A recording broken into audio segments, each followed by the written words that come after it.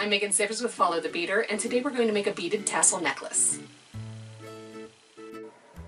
For today's project, we're going to need to be a little more lenient on the counts of some of our supplies, and that really is because the count depends on how much fringe you need to fill your bead cap and how long you want your fringe to be. And those are both matters of personal preference, so bear with me here on the actual counts. But you're going to need fireline 6-pound test, scissors to cut your fireline, 10 to 14 grams of 11/0 seed beads. Again, that depends on how much and how long. A large bell cap, mine is a 19 by 17 millimeter vintage corrugated bead cap to give you an idea of size. You're going to need either 30 plus inches of chain and the corresponding findings, such as this box clasp or a lobster claw clasp, or you can use a finished chain. I prefer mine to be 30 inches or longer so that it hangs in an appropriate place. You're going to need 3 to 4 inches of 22 gauge wire to attach your tassel to your necklace, but if you have opted for a chain and clasp, then you're probably going to need a little bit more to actually attach that clasp, so keep that in mind. I've chosen as dangles on the bottom of my tassel these 6 millimeter etched glass lentils, which I'm in love with, and 5 by 16 millimeter etched glass daggers. The counts for these were I needed 18 total fringes, so I needed only 9 of the daggers, but I used 13 lentils because I also put them on top as an accent, but that was a matter of personal preference. You're going to need 2 to 3 millimeter accent beads that are actually going to go in the body of the fringe and at the bottom before you add your dagger or your lentil. You're going to need 2 per fringe, or at least that's what I used, so I ended up using 36 because I had 18 fringes, so keep that in mind. Size 12 or 11 beading needle, and for later you're going to need a round nose, chain nose, and cutting plier.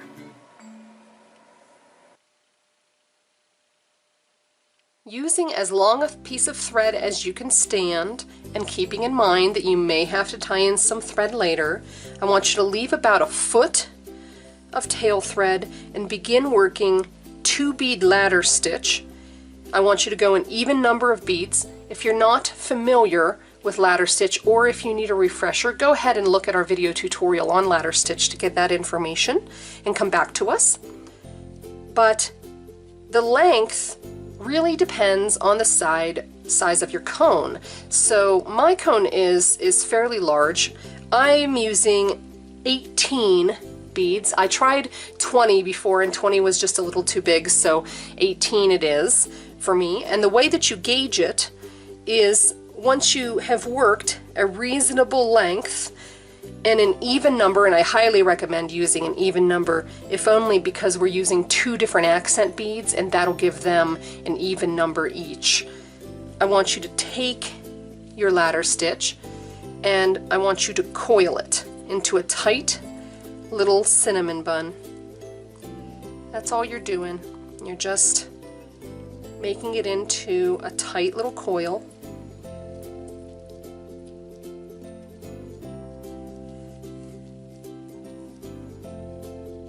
Put it down and take your bead cap or cone and go over it and make sure that it fits. Now, if it is a little big, you might want to take a couple out. If it's a little small, you might want to put a couple in, but always go in increments of 2 to keep that ratio. but if it fits over it pretty well, then we should be good to go. With my working thread facing down, and I have it on the right, although it doesn't matter really whether you prefer to work right to left or left to right, as long as it's facing down. We're going to start adding our fringe. And for all of my fringe, for the length, I decided that I wanted to use 40 beads as the base. And what that means is that no matter where you've decided to put your accent bead, 40 beads is going to be the total number of 11 seed beads, no matter what. So in this case, I've chosen to put 20 seed beads, my accent bead, and 20 seed beads, and then my other accent bead. And that's going to be the same length and count for all of my fringes that have the dagger bead on them. Now, the dagger bead requires a little bit of a saddle so that you can actually fit it onto there, because it's wider at the top than, say, you know, just a little tip of a briolet or something. So I've added 5 seed beads, my dagger bead, and 4 seed beads. So that's 5, 1, 4. And ignoring all of the other seed beads except for the one right before my accent bead, I'm going to continue up through the bead before the accent bead and all of the other seed beads in that row. And you may have to come out a little bit and pull up and continue.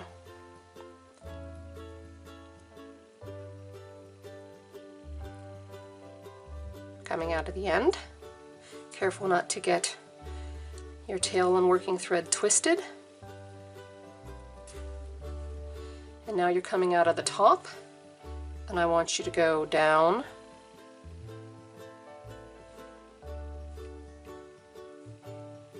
through the seed bead that's directly to the left, so that you're coming out, and now you're in place to add your next fringe. Now I'm going to post a photo in a second, and you're going to notice that my fringes that have the lentils at the bottom are in a slightly different configuration. I've still used the 40 total, but instead of 21, 21, I opted to go 15 one accent bead, 25 one accent bead, and then I added the same configuration of 5 seed beads, my lentil bead, and then 4 seed beads before heading back up.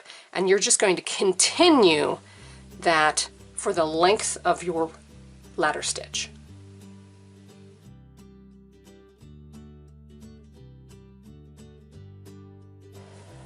Once you've finished adding all of your fringe, I want you to take a look at where your threads are. In my case, I have my working thread that has my needle attached coming up out of the last column of beads, and I have my tail thread coming down out of the same column of beads. I'm going to be working with both of these threads in the next few steps, but it's easier to move your tail thread now than to move it later. So if your tail thread is coming down, we want it to be going up. So I want you to go ahead and put a needle on your tail thread,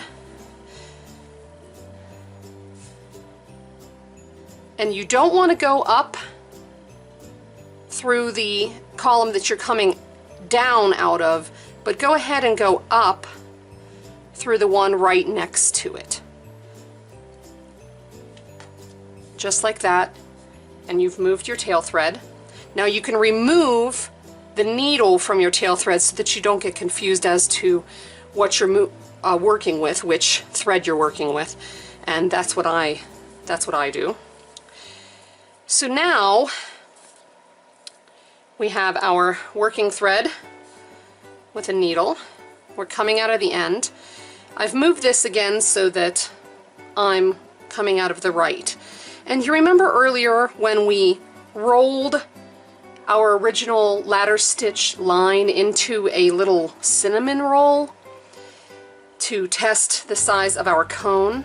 Well, we're kind of going to be doing that again, only slowly, and we're going to be anchoring with a ladder stitch as we go along, and I'll show you what I mean here now. So working with only the top 2 beads, or the original ladder stitch row in this case, we're going to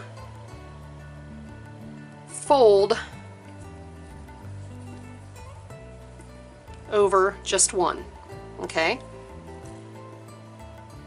Take your needle, and I want you to go down through 2 beads on the base row and back up through the beads that you were originally coming out of.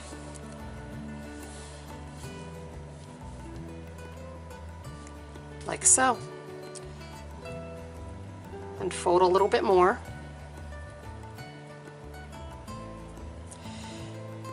And you'll go down through 2 beads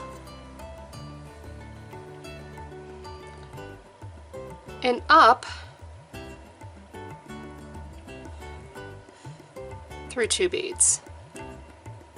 Now that may or may not be the beads that you just came out of. Don't worry too much about it, but you'll just fold a little, go down through the 2 beads, if it'll let you, and then up through a bead that is close and corresponding. And I want you to continue folding and anchoring until you have that nice little cinnamon roll. Once you've finished making your cinnamon bun, go ahead and clip off that thread and put a needle onto your tail thread. Here's a close-up of my little cinnamon bun. Really, there is no exact rhyme or reason and way to do that particular section, so don't get bogged down into the details. Just, you know, kind of do it and make sure that it feels like it's secure and that it's going to stay in that shape, and you'll be fine. Now we're going to add a little bucket handle to the top to hang the tassel from. So keeping an eye on where your thread is coming out of, I want you to look at the opposite side from there and add a few seed beads. In my case, I'm adding 8 seed beads, and yes, I did have to try that a couple times because ultimately when I put them on the other side, you want there to be enough of a loop that you can make a wrapped wire loop and hang this from that. So 8 was the magic number for me. Once you found your number, I want you to just catch one of the top threads opposite where you're coming out of to form that loop. And then I want you to go ahead and reinforce it a couple times. When you get to the other side, you're going to have to catch a thread on that side before you go and reinforce. I reinforce about 2 or 3 times. Remember that your whole tassel is going to be hanging from that loop, so keep that in mind. And once you have reinforced, I want you to tie off and bury and clip your thread. Now it's time for the wire wrapping portion of this project, and we're going to be making a double wrapped wire loop with a little embellishment to attach our fringe into our cone and then to our necklace. If you're unfamiliar with wrapped wire loop or double wrapped wire loop, go ahead and check out our video tutorial on earring basics, or the second part of the video on attaching a clasp to a peyote stitch bracelet, and that'll get you the information that you need. So we're going to start with 3 or 4 inches of 22 gauge wire, just whatever you're comfortable with to make a double wrapped wire loop. Some people like a little more and some people like a little less. And keeping in mind that this loop is going to have to fit into your wrapped loop with a little play so that it dangles around, I want you to go down a little bit on your wire and make yourself a loop. Attach in your fringe. You see I have plenty of play there. And wrap your loop. Now keep in mind that if your cone is like mine, then you're probably going to see this part of it, so you might want to try to make it as pretty as possible.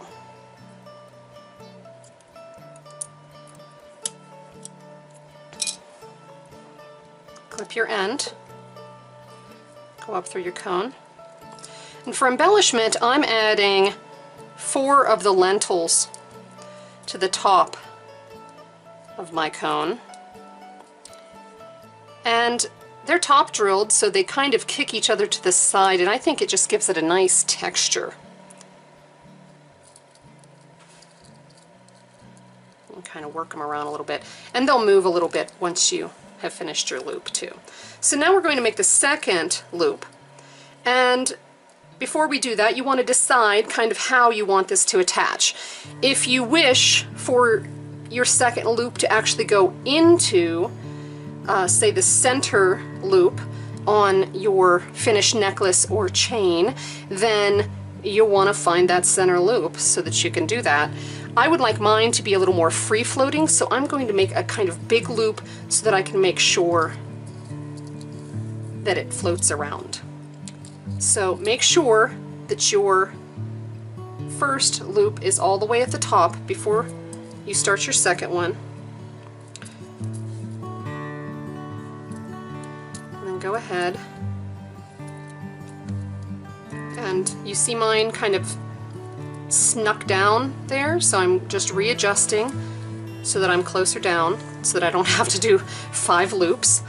And go ahead and make your second loop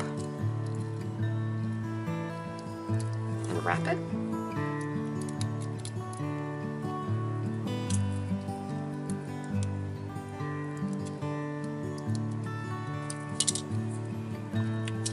Obviously, if you intended to add it to the center loop of your necklace, then you would have added that before you wrapped.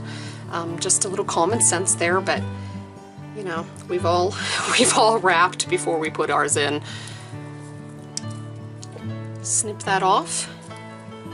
Add it to your chain and finish your chain if it's not. If you need to add a lobster claw to it, either with a double wrapped wire loop or with jump rings, then go ahead and do that.